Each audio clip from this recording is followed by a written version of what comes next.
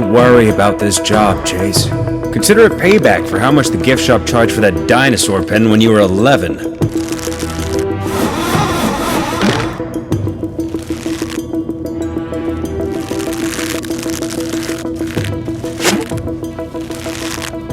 Feathers. 4 letters. Down? No, across. What?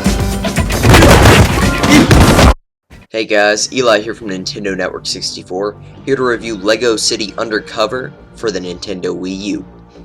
LEGO City Undercover is often primed as GTA in LEGO form.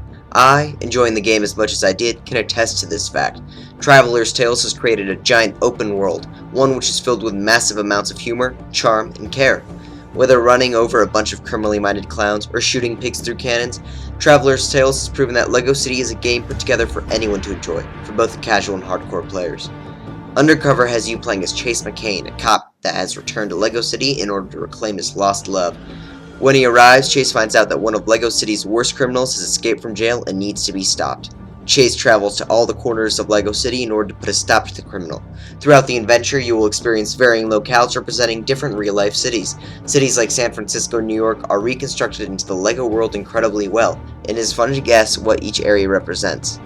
Traveler's Tales is packed in tons of hilarious cutscenes to accompany you through your journey. I was constantly laughing out loud at the humor that the developers employed. Furthermore, whereas most games drop off a cliff in terms of comedic effect as the game draws on, LEGO City continued to make me laugh for the duration of the 12-hour adventure. The writers were consistently introducing new characters, missions, and dialogue that would put a giant grin on my face, if not make me burst out into laughter. Unfortunately, there are 3 problems that plague the game. First of all, loading times are god-awful. Fortunately, they don't appear very often, but when they do appear, approximately every half hour, you'll be waiting for 1 to 2 minutes in order to move on. This is an unwarranted amount of time. If it wasn't for the fact that they were spread out, the loading screens could have ruined the whole experience.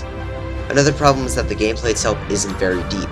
Honestly, I don't mind it due to the fact that the game is constantly throwing something new or funny at you, but some can be turned off by the gameplay. The combat consists of just spamming the Y button on the gamepad or pressing the X button to counter an attack. Now that I think about it, the combat reminds me a lot of Assassin's Creed.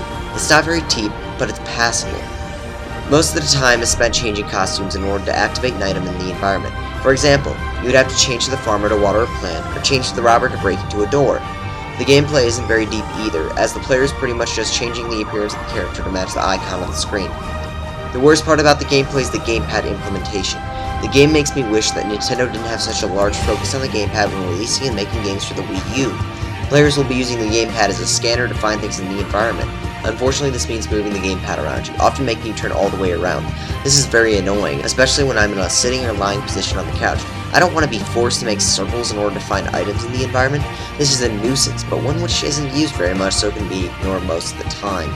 Speaking of the items, LEGO City has tons of them. You can't walk around for more than a minute without finding a collectible in the environment. To give you an example of where I stood, after putting 12 hours into beating the game, I was at 25% completion, with only 10% of the possible gold breaks collected. That's an incredible amount of replayability in the game. Players can continue coming back to the game long after it was originally made. Players will consistently be finding new things to collect, and there are even a few Nintendo-themed Easter eggs to find. The final problem to note is the lack of co-op mode. Previous LEGO games nearly always included a cooperative mode. Although I almost never play local co-op anyway, many families may be disappointed to learn that they cannot play the game together at the same time. So, for the families interested in the game, make sure to keep that in mind.